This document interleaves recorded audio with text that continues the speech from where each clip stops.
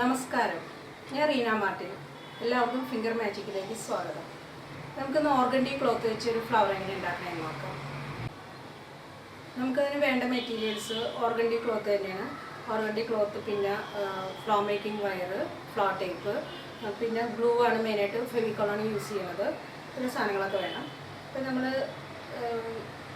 ഇപ്പോൾ organdie cloth എല്ലാവർക്കും അറിയാം. അത് നമ്മളൊരു ഷേപ്പിലേക്ക് കട്ട് ചെയ്തിട്ടാണ് എടുക്കുന്നത്. ഇതിപ്പോൾ ഒരു ഷേപ്പ് അറിയാൻ വേണ്ടി ഞാൻ കട്ട് ചെയ്തിട്ടുണ്ടെന്നേ ഉള്ളൂ. നമ്മളൊരു ചാർട്ട് പേപ്പറിൽ കട്ട് ചെയ്ത് വയ്ക്കാം. ഇപ്പോൾ ഈ റൗണ്ട് ഇത് തന്നെ സെയിം അളവ് വേണമെന്നില്ല. നമുക്ക് ഇഷ്ടമുള്ളൊരു റൗണ്ടിലേക്ക് ഇതിനെ കട്ട് ചെയ്തെടുക്കാം. എന്നിട്ട് നമ്മൾ ഈ ഷേപ്പിൽ ഓർഗൻഡി, ഇപ്പം ഞാൻ വൈറ്റാണ് എടുത്തിരിക്കുന്നത്. നമുക്ക് ഇഷ്ടമുള്ള കളേഴ്സ് എടുക്കാം. ഞാനിപ്പോൾ ഒരു വൈറ്റ് ഒരു തുണി കട്ട് ചെയ്ത് വെച്ചിട്ടുണ്ട്. ഇതെങ്ങനെ ഫോൾഡ് ചെയ്യണമെന്ന് നോക്കിക്കാം. നമ്മൾ ആദ്യം തന്നെ ഒന്ന് മടക്കി രണ്ടായിട്ട് ഫോൾഡ് ചെയ്ത് ഒരു 4 പ്രാവശ്യം നമ്മളിതിനെ ഫോൾഡ് ചെയ്തിട്ടുണ്ട്. അത് ചിലപ്പോൾ പെറ്റലിൻ്റെ വലിപ്പം അനുസരിച്ച് ചിലപ്പോൾ 5 പ്രാവശ്യമൊക്കെ ചെയ്യാൻ പറ്റുമായിരിക്കും. ഇപ്പോൾ ഈ ഒരു പെറ്റലിന് ആ സൈസ് അനുസരിച്ച് ഇപ്പോൾ 4 പ്രാവശ്യം ചെയ്തിട്ടുണ്ട്. ഇനി ഇത് കട്ട് ചെയ്യുന്നത് ശ്രദ്ധിക്കണം. ഇപ്പോൾ ഷാർപ്പായിട്ട് ഇരിക്കണ വശം അങ്ങനെ നിൽക്കട്ടെ. മറ്റേ സൈഡിൽ നിന്ന് നമ്മൾ മിഡിലിൽ നിന്ന് ഇങ്ങനെ സ്റ്റാർട്ട് ചെയ്ത് ഇങ്ങനെ ഒരു ഷേപ്പിൽ ഇങ്ങനെ കൊണ്ടുവരിക. ഇങ്ങനെ എടുക്കുക. എന്നിട്ട് അതിനെ തിരിച്ച് പിടിച്ചിട്ട് അതുപോലെ തന്നെ തിരിച്ച് പിടിച്ച് ആ മിഡിലിൽ നിന്ന് ഇങ്ങനെ എടുത്തിട്ട് കട്ട് ചെയ്തിരിക്കും. നമുക്ക് ഇങ്ങനെയാണ് പെറ്റലിൻ്റെ ഷേപ്പ് കിട്ടുന്നത്. വളരെ ഈസി ആയിട്ട് എടുക്കാൻ പറ്റും.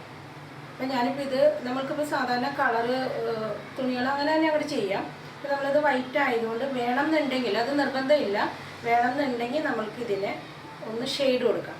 അപ്പോൾ ഷെയ്ഡ് കൊടുക്കുമ്പോൾ നമുക്ക് ഫാബ്രിക് പെയിൻറ്റ് അടിച്ച് കൊടുക്കുന്നതിനേക്കാളും കുറച്ചും കൂടെ എളുപ്പമായിട്ട് തോന്നുന്ന ഫാബ്രിക് പെയിൻറ്റ് എടുത്തിട്ട് കുറച്ച് വെള്ളം കൂടുതൽ ഇതിൽ മിക്സ് ചെയ്ത് നമുക്കിതിൻ്റെ ഈ അടിഭാഗത്തായിട്ട് പെയിൻറ്റിൽ ഇങ്ങനെ ഡിപ്പ് ചെയ്യാം. പെയിൻറ്റിൽ ഇങ്ങനെ ഡിപ്പ് ചെയ്ത് കഴിഞ്ഞ് നമ്മൾ അപ്പം തന്നെ വിടർത്തരുത്. ഞാനിത് ഇങ്ങനെ അതിൽ പെയിൻറ്റിൽ ഡിപ്പ് ചെയ്ത് നമ്മളിത് ഇങ്ങനെ വെക്കണം. കാരണം അത് വിടർത്തി വെക്കരുത്. വിടർത്തി കഴിഞ്ഞാൽ അത് സ്പ്രെഡായി പോകും. അപ്പോൾ അതങ്ങനെ വെച്ച് അത് നന്നായിട്ട് ഉണങ്ങിയതിന് ശേഷം മാത്രം നമ്മളതിനെടുക്കും. ഇപ്പോൾ അത് കുറേ നേരം വെച്ചിട്ട് ഉണങ്ങി ഒരു മണിക്കൂർ വരെ അതിനെ ഉണക്കാൻ വിടണമായിരിക്കും നല്ലത്. അല്ലെങ്കിൽ അത് വല്ലാണ്ട് സ്പ്രെഡായിപ്പോൾ നമ്മൾ ചെയ്യുമ്പോൾ ഉണങ്ങി കഴിയുമ്പോഴത്തേക്ക് നമുക്ക് ഇതുപോലെ റെഡിയായി കിട്ടും. കാരണം കുറേ പെറ്റൽസ് ഒരുമിച്ച് നമ്മളങ്ങനെ പെയിൻറ്റിൽ ഡിപ്പ് ചെയ്ത് മാറ്റി വയ്ക്കുക. അത് കഴിഞ്ഞിട്ട് ഉണങ്ങി അതിനെ വിടർത്തിയെടുത്ത് കഴിഞ്ഞ് കമ്പി എടുക്കാം. കമ്പി എടുത്ത് അറ്റം ഒന്നിങ്ങനെ മടക്കണം. അറ്റം മടച്ചിട്ട് 2 മടക്ക് മടക്കിക്കോ. അറ്റം വളച്ച് നമ്മൾ ഓരോ പെറ്റലെടുത്തിട്ട് കറക്റ്റ് നടുഭാഗം നോക്കിയിട്ട് ഇങ്ങനെ എടുക്കാം. ഇങ്ങനെ എടുത്ത് ഇതിന് നമ്മൾ ത്രെഡ് യൂസ് ചെയ്യാറില്ല. പിന്നെ ഗ്ലൂ ഇട്ടിട്ടാണ് ചെയ്യുന്നത്.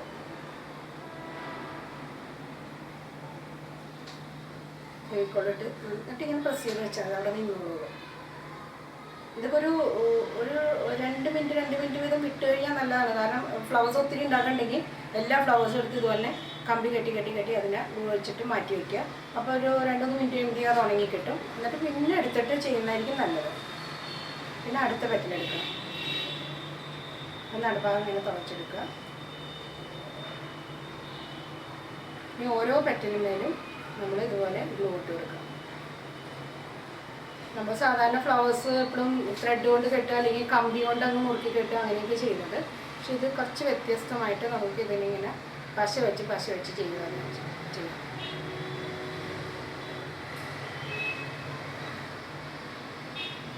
രണ്ടെണ്ണം വെച്ച്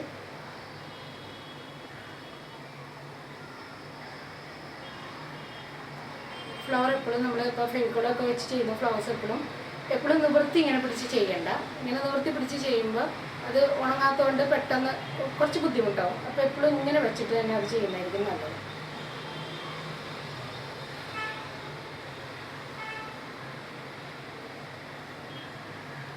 ഓരോന്നിനും പശയിട്ടങ്ങ് പോയാൽ മതി.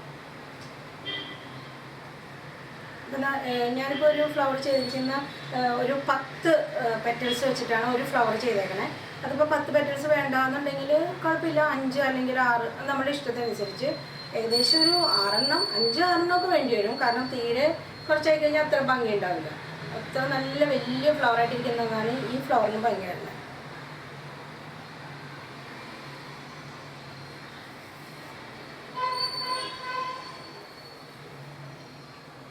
പിന്നെ ഫെവിക്കോളാണെങ്കിലും അധികമൊന്നും അങ്ങനെ ഇടണ്ട. നമുക്കെന്ന് വെച്ചിട്ടുണ്ടെങ്കിൽ ജസ്റ്റ് അത് ഒട്ടിയാൽ മതി. അത് ഇപ്പോൾ ഈ ക്ലോത്തും ഭയങ്കര തിന്നായതുകൊണ്ട് കുറേ ഫെവിക്കോളൊന്നും ആവശ്യമില്ല, കുറച്ച് മതി. പേപ്പർ ഒട്ടിക്കുന്ന പോലെ അത്യാവശ്യത്തിന് അത്രയും മതിയാവും.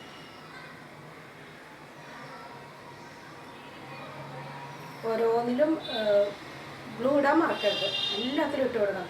കാരണം ഒരു വെട്ടിൽ പോലും അവിടെ ഒട്ടിയില്ലെങ്കിൽ അതിന് അങ്ങനെ ഇങ്ങോട്ട് ഊരിപ്പോരും. ഒരു 4 കഴിഞ്ഞ് നമ്മൾ ഗ്ലൂ ഇടാണ്ട് 5ാമത്തെ ഇട്ട് പിന്നെ 6ാമത്തോട്ട് ഗ്ലൂ ഇട്ടാലും ആ 5ാമത്തെ പീസ് വെച്ചിട്ട് താഴോട്ട് ഇങ്ങ് പോരും. അപ്പോൾ നമ്മളത് ശ്രദ്ധിക്കണം.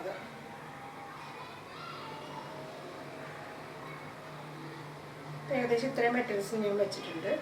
ഇനിയിപ്പോൾ നമ്മൾക്ക് ലാസ്റ്റ് 2 പെറ്റൽ വെക്കാൻ നേരത്ത്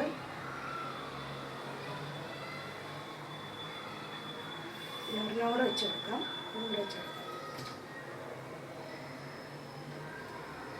ഇത് കഴിഞ്ഞിട്ട് നമുക്ക് ഇനി ഒരു പെറ്റലും കൂടെ ലാസ്റ്റ് വെക്കാനുണ്ട്. അപ്പോൾ നമ്മളെന്താ ചെയ്യണമെന്ന് വെച്ചാൽ ലാസ്റ്റ് വരുമ്പോൾ ഇതൊരു ചാർട്ട് പേപ്പറിൻ്റെ പീസാണ്. ചാർട്ട് പേപ്പർ ഞാൻ ചുമ്മാ റൗണ്ടായിട്ട് കട്ട് ചെയ്തെടുത്തേക്കുന്നു, ചെറിയൊരു പീസ്. ഇത് നടുക്കൊരു ഹോളിട്ടിട്ട്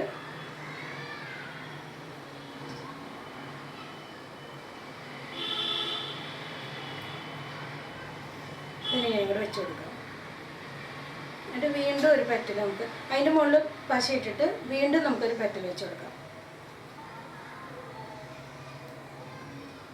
അത് ലാസ്റ്റ് ആകുമ്പോഴത്തേക്ക് ഇങ്ങനെ വിടർന്ന് നിൽക്കാൻ വേണ്ടിയിട്ടാണ്. അത്രയും നമുക്കത് ഇങ്ങനെ നിൽക്കാൻ വേണ്ടി വിടർന്ന് നിൽക്കാൻ വേണ്ടി വെച്ചതേ ഉള്ളത്.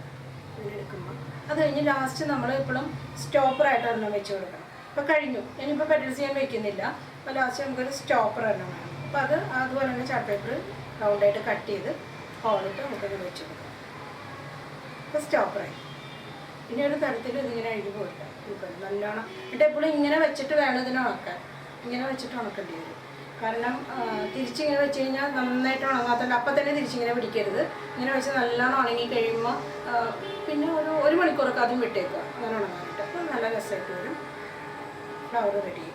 ഇനി നമ്മളിതിനെ ഇവിടെ നിന്ന് അങ്ങോട്ട് ഉണങ്ങി കഴിഞ്ഞിട്ട് നല്ലോണം ചേർത്ത് ഫ്ലവർ ടൈപ്പ് ചുറ്റി കൊടുക്കുക. അപ്പോൾ ഫ്ലവർ ടൈപ്പും കൂടെ ചുറ്റി കഴിയുമ്പോഴത്തേക്കും അത് സേഫായി. പിന്നെ ഒരു തരത്തിൽ അത് താഴേക്ക് ഊരി പോരില്ല. അതൊക്കെ ഉണങ്ങി പതുക്കെ ചെയ്താൽ മതി കേട്ടോ. ഫ്ലവർ ടൈപ്പ് ഇത് ഫ്ലവർ നന്നായിട്ട് ഉണങ്ങിയതിന് ശേഷം മാത്രം ഫ്ലവർ ടൈപ്പ് ചുറ്റിയാണെങ്കിൽ നമ്മളിങ്ങനെ ചുറ്റുന്ന സമയത്തും അത് പെട്ടെന്ന് ഉണങ്ങാണ്ടാവുമ്പോഴേ അതിൻ്റെ ഫിനിഷിങ് പോകുന്നത്. നമ്മൾ ഫ്ലവർ ചെയ്തതിൻ്റെ ഫിനിഷിങ് പോകും. ഇങ്ങനെ ചെയ്ത് വയ്ക്കുക.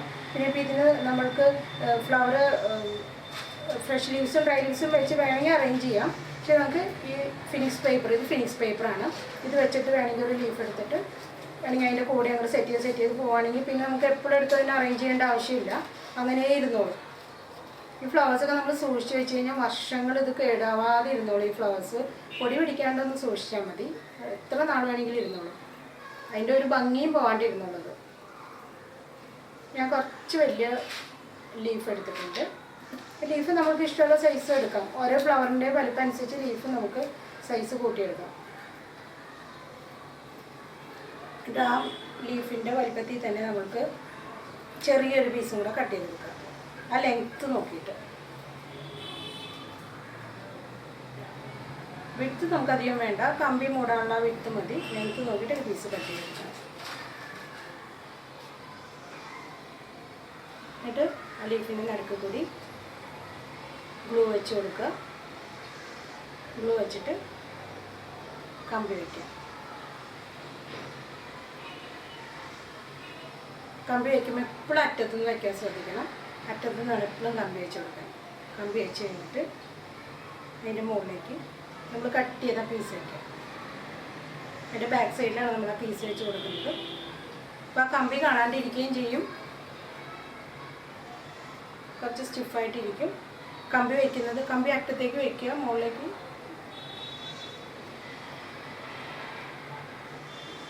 നല്ല ഭംഗിയായിട്ട് ലീഫ് ചെയ്തെടുക്കാം. എന്നിട്ട് അതിന് നമുക്ക് ആവശ്യത്തിനനുസരിച്ച് ബെൻഡൊക്കെ ചെയ്യാൻ വേണ്ടിയിട്ടാണ് ബാക്കിൽ കമ്പി വയ്ക്കുന്നത്. എന്നിട്ട് ഇതിനെ നമ്മൾ തേപ്പ് ചുറ്റും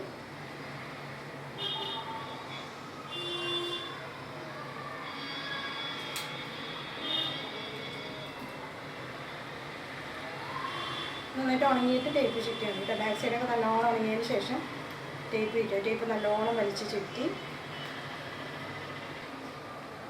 ഈ ഫ്ലവറിനോട് അറ്റാച്ച് ചെയ്തെടുക്കുക.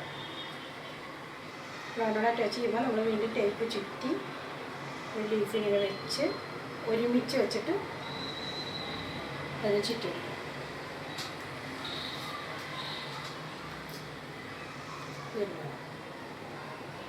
ഇപ്പോൾ ഫ്ലവർ ഇപ്പോൾ ഒരെണ്ണം സെറ്റ് ചെയ്തിട്ടുണ്ട്, ഒരു ലീഫും ഫ്ലവറും വെച്ചിട്ട് തന്നെ. ഇപ്പോൾ നമുക്ക് എത്ര വേണമെങ്കിലും ഇങ്ങനെ ചെയ്തിട്ട് സെറ്റ് ചെയ്തെടുക്കാം. ഫ്രഷ് ലീവ്സ് വെച്ചുവാണെങ്കിൽ അറേഞ്ച് ചെയ്താൽ ഇത് ഭയങ്കര ഭംഗിയായിരിക്കും. ഇപ്പോൾ ഞാൻ നമ്മുടെ ഈ ലീഫ് തന്നെ വെച്ചിട്ടുണ്ട്. അപ്പോൾ എളുപ്പമല്ലേ അത്. അപ്പോൾ നമുക്ക് റൗണ്ടായിട്ടുള്ളൊരു പീസ് എടുക്കുക, കട്ട് ചെയ്യാനും പെട്ടെന്ന് മനസ്സിലായില്ലേ. കട്ട് ചെയ്യുക, ഫ്ലവേഴ്സ് ഒത്തിരി ഉണ്ടാക്കി വെച്ച് കഴിയുമ്പോൾ നല്ല രസമായിരിക്കും. നമുക്ക് ഷോക്കേസിൽ വയ്ക്കുക, അല്ലെങ്കിൽ ഇപ്പോൾ ഗിഫ്റ്റായിട്ട് ആർക്കെങ്കിലും ഇപ്പോൾ ബർത്ത്ഡേക്ക് ആണെങ്കിലും ഇത് കുറച്ചധികം ഉണ്ടാക്കി ഒരു ഗിഫ്റ്റ് പേപ്പറിലൊക്കെ എടുത്ത് ഗിഫ്റ്റായിട്ട് കൊടുക്കാനും നല്ലതാണ്. അപ്പോൾ എല്ലാവരും ഒന്ന് ചെയ്ത് നോക്കുക. വളരെ ഈസി ആയിട്ട് ചെയ്യാൻ പറ്റുന്നല്ലേ. എല്ലാവരും ഒന്ന് ചെയ്ത് നോക്കുക. ബൈ.